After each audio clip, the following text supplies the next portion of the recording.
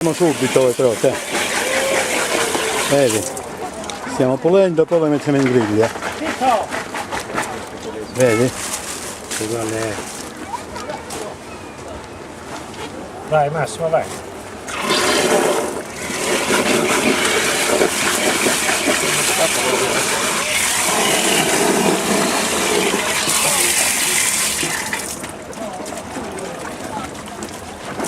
Papà, a me ce ne va, come di sale.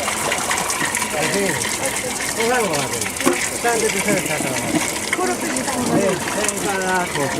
No, perché sei bene. Ecco, pulitissima, eh? Questa è pronta per la griglia. Non dimenticate che questa è acqua purissima della Siva.